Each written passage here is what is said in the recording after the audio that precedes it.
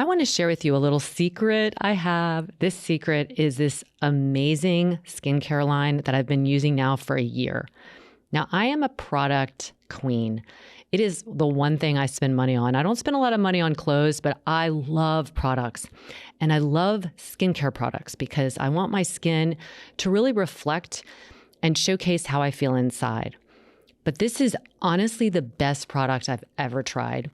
And I love the fact that it's vegan, it's all natural. You could literally eat it because it's totally organic. Herbal face food. It's the most potent anti-aging, multi-correction, antiviral skincare on the market. It's magic. I can't even describe it. I use a little bit of Serum One a few times a week, and it tightens up my skin. And then it also kind of whitens it a little bit, makes it feel like all the sun damage disappears. But you can go for the Serum 2, which is like the correction, and that goes into the more sun damaged areas. So you're just going to have to try it for yourself. So go to the show notes and hit the link. Lara20 is the code for 20% off herbal face food. I love it. I love it. I want to share it with you all.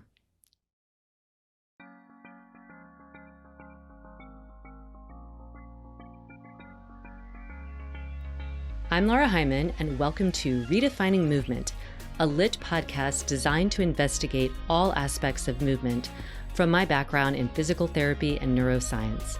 My mission is to help everyone find freedom through smarter movement patterns and compassion for ourselves and others, so together we can live our most uplifted lives, benefiting all beings.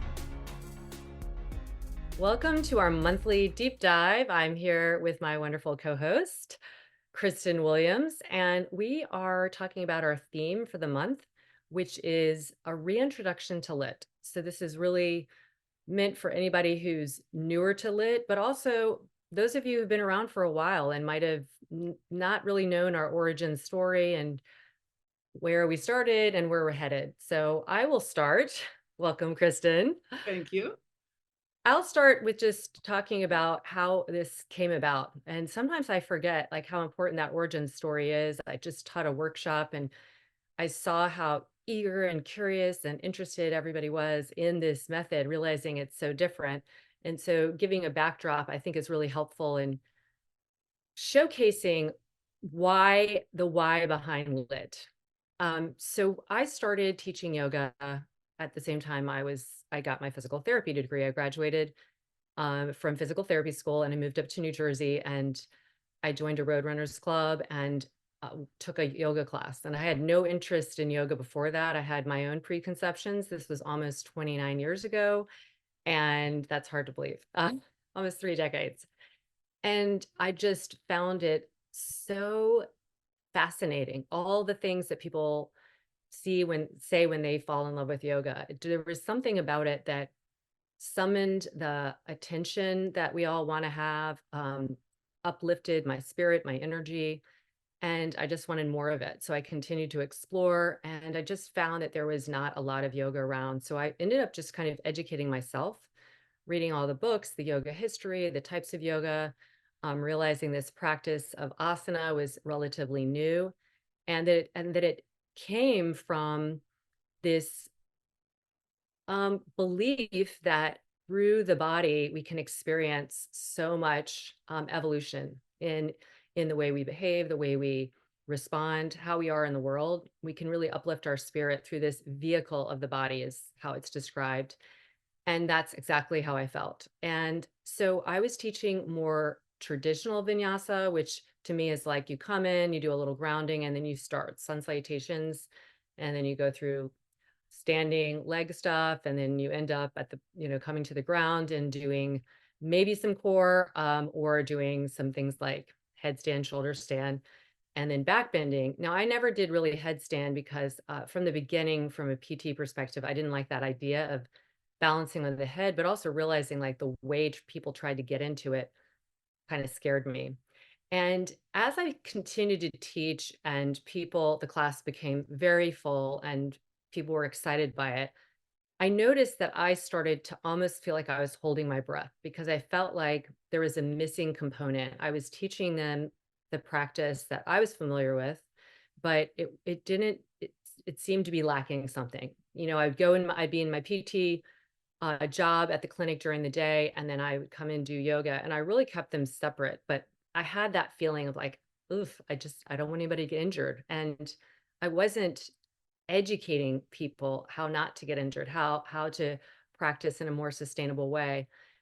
Alongside that, I received my postgraduate certification in what's called neurodevelopmental training, which is a neurological approach when there has been a brain injury to someone, whether it's traumatic or through a stroke, and there has been some motor issues that result, whether it's hemiplegia, like in stroke, or an ataxic gait or anything like that that might happen with a traumatic brain injury. A lot of what neurodevelopmental training is about is when you have a brain injury where your movement has been altered, you can go back to what we did when we were younger and we came out of the womb and we explored and created movement and grew our brain. So we were on the floor, we learned how to roll around, learned how to get up on all fours, and then became into half kneeling, and then became bipedal. And the reason we went through that is we had to develop these postural muscles and the coordination between them so that we could manage our body in space, manage the different demands on our body, whether it was body weight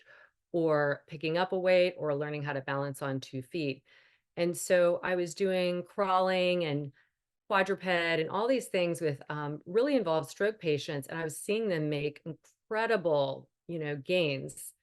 And I just had this moment where I thought, if they're able to do this and they have this deficit, what would it be like if I started doing this in my own practice and maybe even my teaching to people who don't have a brain injury, but we do have brain habits, wiring that might be suboptimal. And that's what I saw. People would come into vinyasa and they would just take the shapes that their body was used to taking in the way that it was used to doing, and that wasn't always optimal. So I started introducing some of those concepts, what we now call the reset, because I believed that, when people come in, they're coming in again with their existing habits, and you need to prime the body, prepare the body to be able to actually make changes in strength, in core, in coordination, in breathing, in endurance, and then movement capability. The other thing I found in yoga that was really fascinating, it wasn't really moving in a lot of directions. Yes, it moved some, but there was just so many more joint ranges of motion, planes of motion, ways that we could move in this movement variability that we weren't doing. And it really came back to like, what is yoga really about? And to me, I always felt like yoga is about trying to be our best self, and that starts with ourselves, like how we move, breathe, behave, interact with others.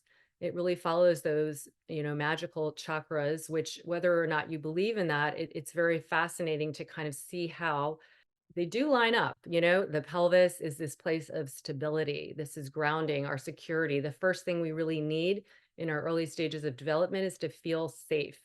And that happens in the pelvis. The pelvis is really a very stable structure. Yes, we want it to move, but we don't want it to move instead of moving something that's supposed to be really moving, like our hips.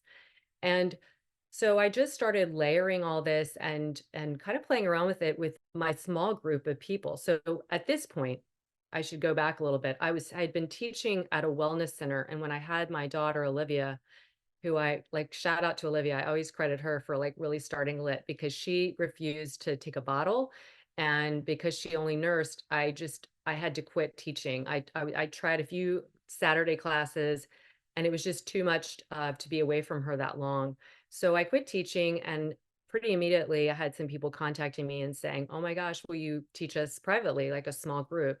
And in my first house, I happen to have a small artist studio, and I could fit 5 people in there. So I started teaching small groups. And so that actually allowed me to practice with them what I started implementing in my own practice, this reset, this, our Sun Sal 1, which is taking us through, like, it's very similar to other Sun Sal 1s, but it's going into a 90-90 lunge, not into a big Anjaneyasana where the pelvis is tilting and you're just kind of collapsing into the hips. And we started on the ground, which was very novel. And they all looked at me like, what are we doing? And I remember one of them said, Laura, I don't know if I'm going to like this, but I trust you. And after a month, she was like, whoa, why is not everyone teaching this way? Because she could feel in her own body this empowerment, this connection. I was explaining the why we were doing it this way, and how we can locate ways that we have kind of habitually started to move because of our limited mobility, essentially, because that's what modern day life is. And then when they loved it, I was like, okay, this is cool. At the same time, we were starting to build a new house, and I was going to build a studio there, and I doubled the size of it so I could have 10 people.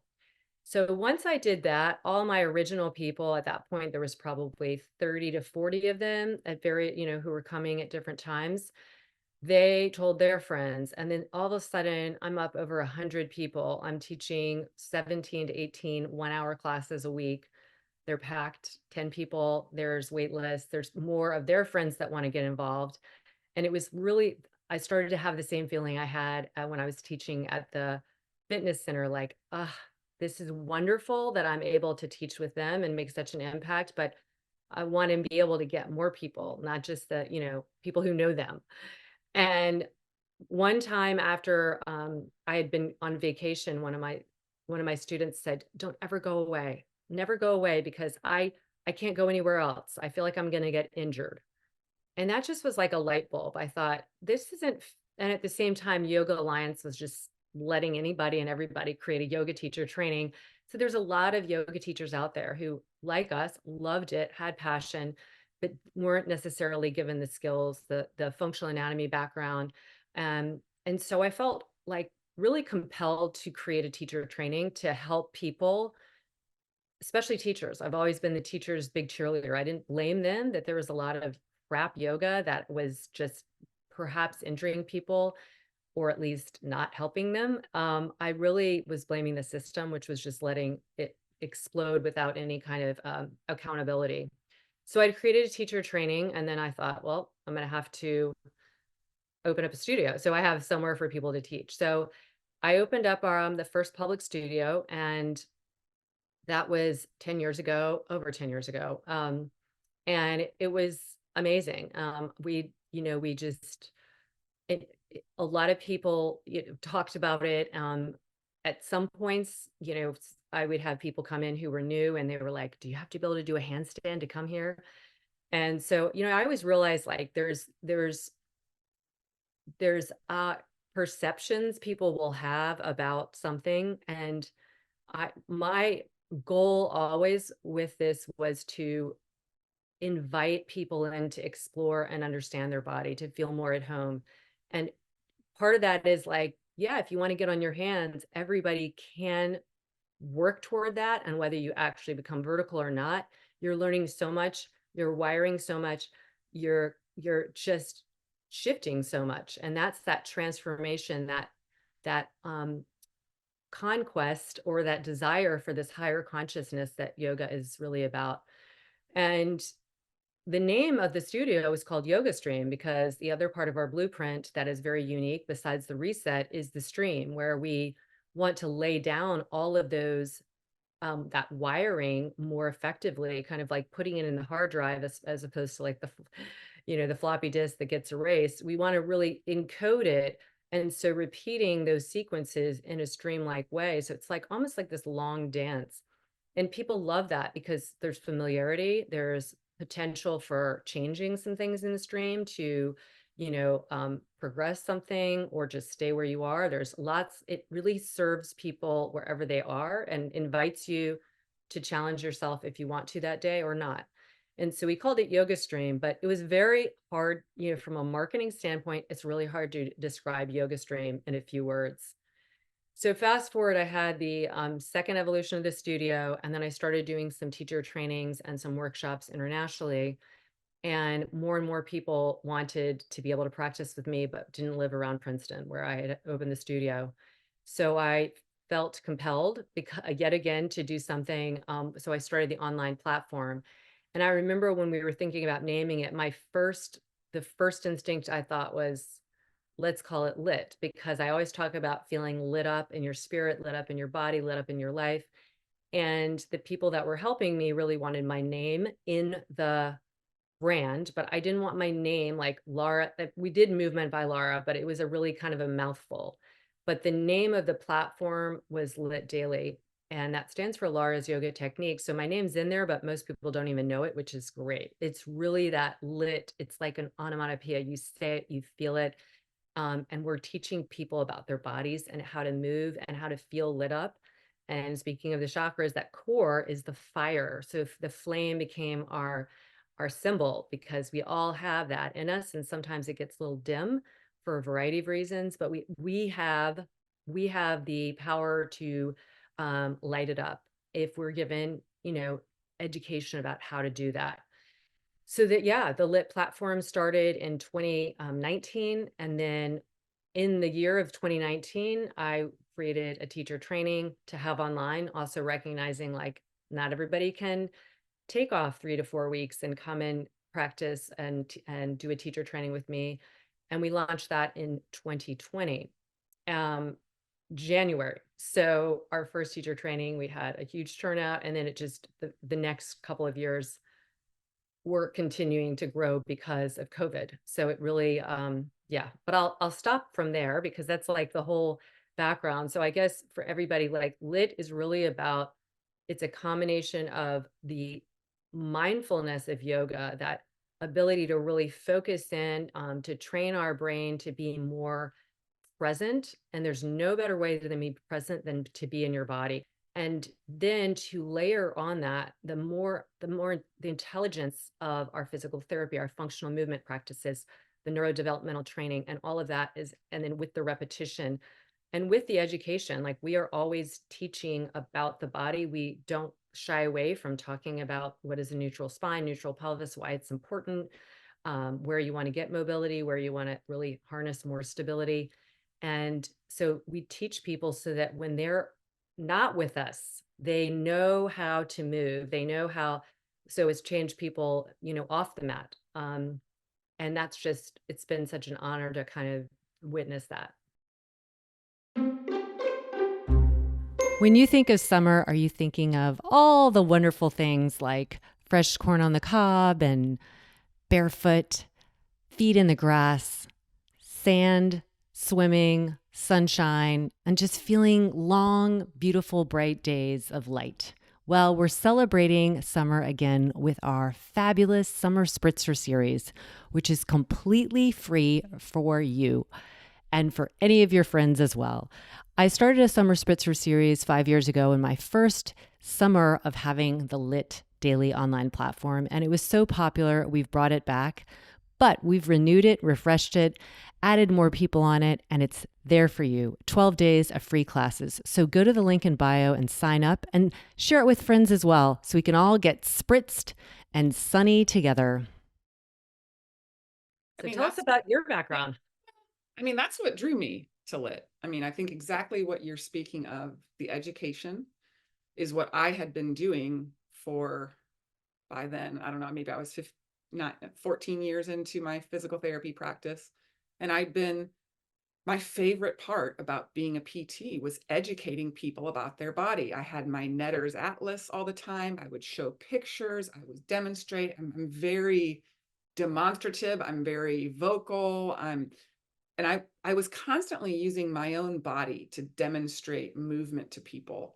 And it made me a very popular physical therapist. So I had this, this big following in Kentucky, actually. And I started seeing, I worked at an orthopedic outpatient clinic, and we were called Court Spine and Sport. So a lot of spine, a lot of sport type of clients. And I started seeing a bunch of people getting injured in this thing called yoga. And I'd heard about yoga. I knew about it but it was just starting the rage, I would say, in Kentucky anyway. I don't know about the rest of the US. This would have been somewhere around 2010. So I knew people were doing it, but I kept seeing injured hips, injured shoulders, injured wrists. And then one of my dear friends got into it. And I was a marathoner, big runner, loved to exercise. So I would go to the gym sometimes, do elliptical, blah, blah, blah. I loved aerobics. I did like, little home videos. And my friend said to me, "You've got to try yoga. I know you're going to love it." And so I was like, "Hey, I need to try it anyway because I'm seeing all these patients, from it. What the heck are they doing?" So I went to my first class. It was actually Ashtanga. And I loved the challenge of it. I said, "Oh, I see why people like this." I take it back. You know what I'd done even before that was the P90X yoga.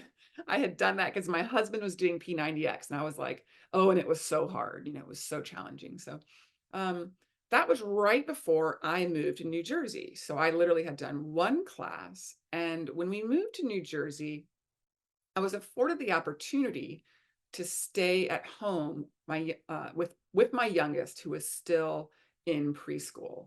And I'd never done that. I'd worked full time all of their lives. And I was like, I'm going to stay at home and I'm going to do more yoga, right? Because I wanted to kind of explore this. I was like you, Laura. I was intrigued by it. There was something about the challenge, the breath work, how it made me feel. But I started going more regularly to studios in Princeton. Laura and I lived in the same town. And I would look around the room and just like my heart hurt because I said, these people are going to injure themselves. So I started offering free screens at a yoga studio there. At the same time, I realized very quickly that I'm not a stay-at-home mom type of gal.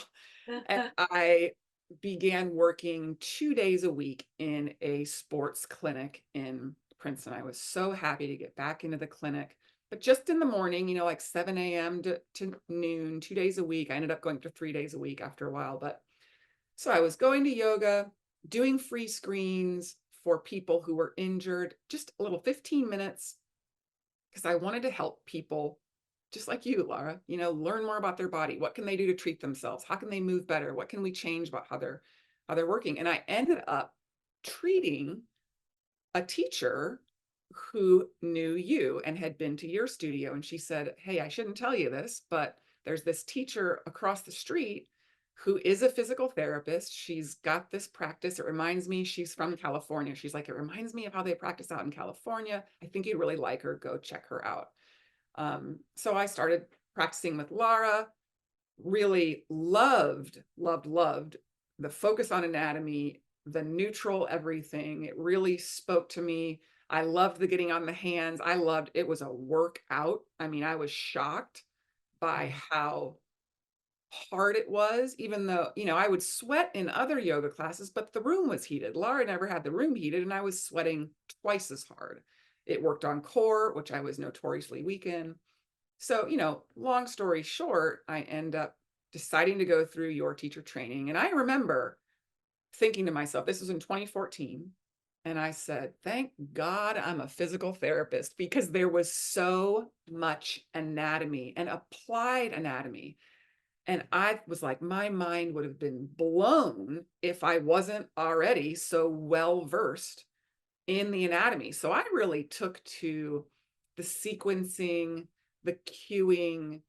I, would always go to Lara's classes. I would take notes. I would go to some of my other favorite teachers. I would take notes. And really, after I went through your teacher training, I started teaching for you, right away, because I wanted more people to do this. And I knew that people would go before work. So I worked Monday, Wednesday, Friday, and I started teaching at your studio 5:45 to 7 on Tuesday, Thursday. And sure enough, I built up that before work crowd that had never really stuck at your studio. But I think, again, my passion for education, for really, I want people, like you said, to take it off the mat. I want them to think about, and I'm still that way. I want you to think about, oh, Kristin said this, or I'm doing this because of the why.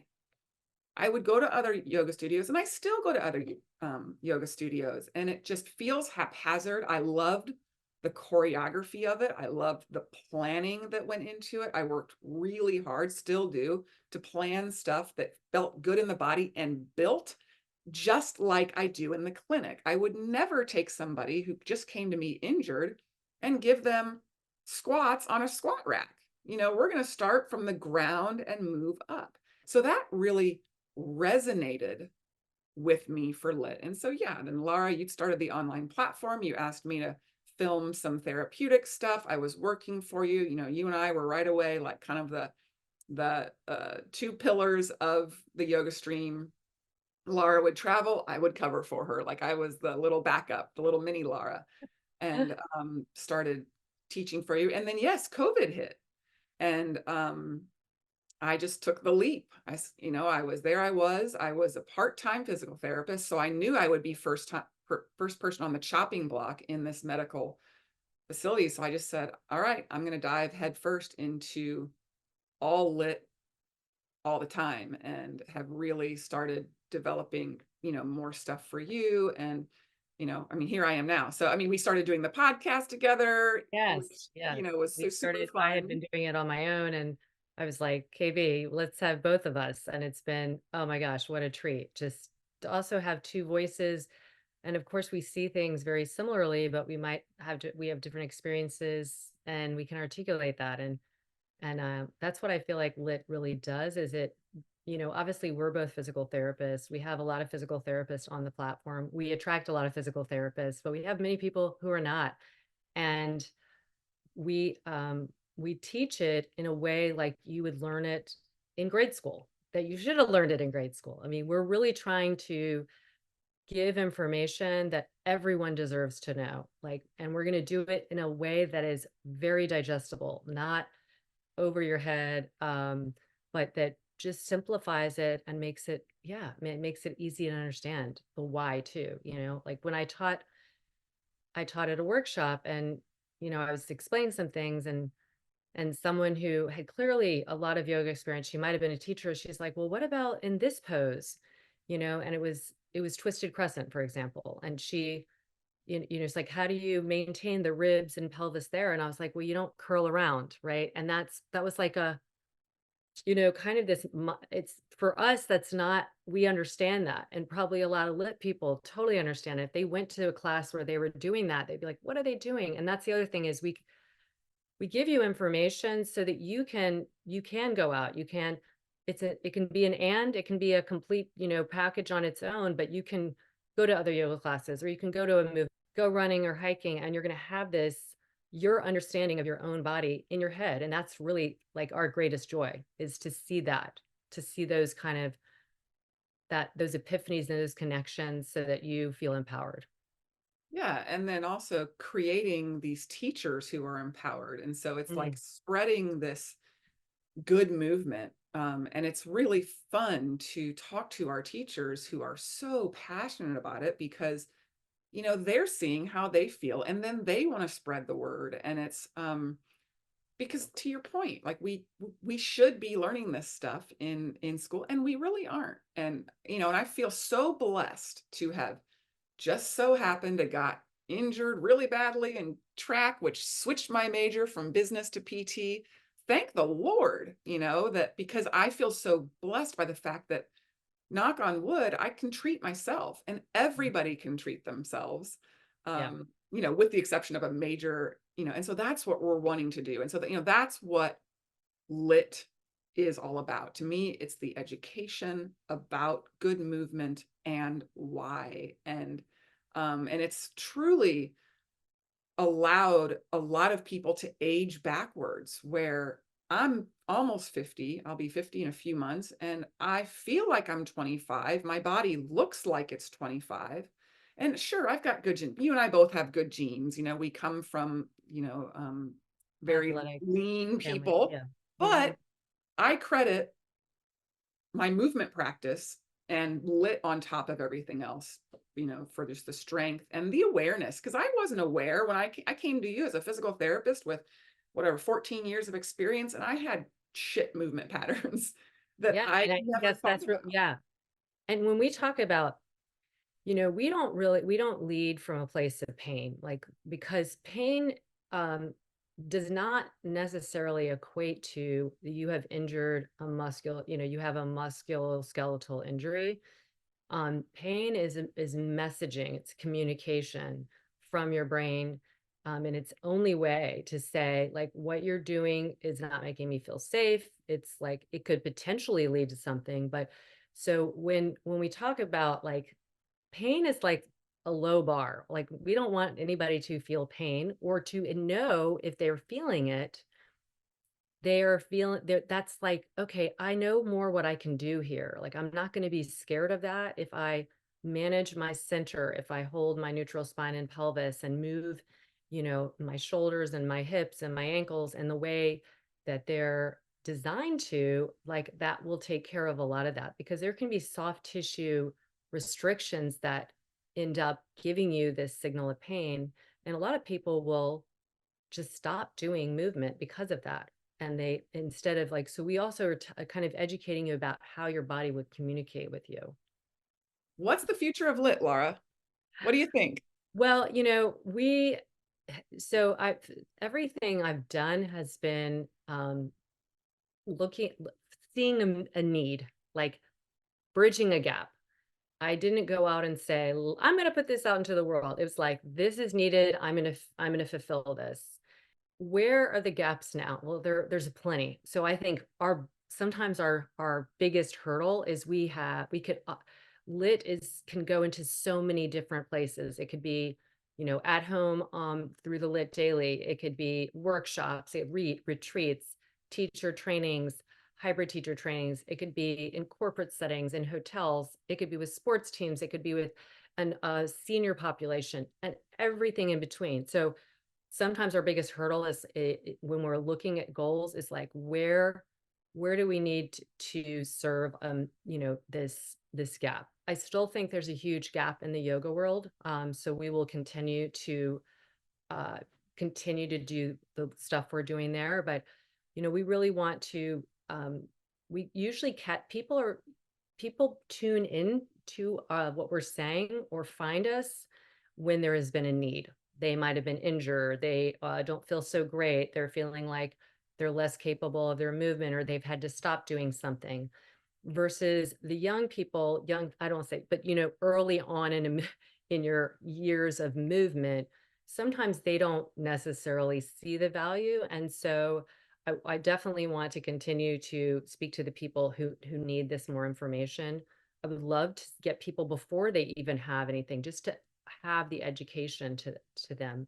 But we want everybody to feel lit up. So we're really exploring, you know, kind of every possible scenario, whether it's schools, universities, hotels, corporations, um, merging or working with other existing studios to kind of amplify the way that they're teaching and practicing all the stuff. Hybrid trainings, of course, we're doing that. And then we're doing some smaller trainings too. Like people don't want to become a teacher, but they really want to learn. Like we have started these kind of one-off courses that are 4 or 5 hours, 3 hours long, where you can start to become more educated because you want this information. It's so helpful. It's empowering. I mean, there's nothing more empowering, like Kristen was saying, when you can identify like my neck is hurting and what can I do about it? Well, let me check let me check my triple S. Let me just release some of the strain. Let me breathe a little differently. Let me position my desk differently. Make sure that I get up and move around. How am I sleeping at night, et cetera, et cetera. Yeah. So I would recommend to anybody who wants to know more about lit to join our newsletter. That's where we're putting out information just about what's going on with lit. We love to write PT corners. So, we love to write blogs on Mhm. our topics of the month or different injuries. So there's so much to learn there that can really help you get lit up and then make your way onto the lit platform if you can, for sure. Because we wanted to reintroduce lit to the world. And because a lot, like you said, a lot of people don't know this story, and it is truly an inspirational one. Lara created this method. It is speaking to so many people. It spoke to me. It is how I treat my patients, and it's how we can treat ourselves. So keep getting lit up is my Keep getting lit up. recommendation. Yeah, check out the newsletter, check out our events page. We have a lot of events coming up, several retreats, workshops, festivals, all of it. And we're continuing to add more because we do want to get out in the world so that you can meet with us and have some in-person experiences. But join the newsletter, join our free trial, and write us at support@lityoga.com at any time with any questions you have, any, you know, if you're not sure about it, whatever, just we're here for you. We really are. We have an amazing lit community worldwide, and we can also help you find somebody maybe in your area. Right. And as always, we're pulling for you. Thank you for joining us on this episode of Redefining Movement. If you like what you've heard, please like and subscribe wherever you get your podcast. Feel free to leave us a rating and review or share with someone you know. Check us out at www.litmethod.com.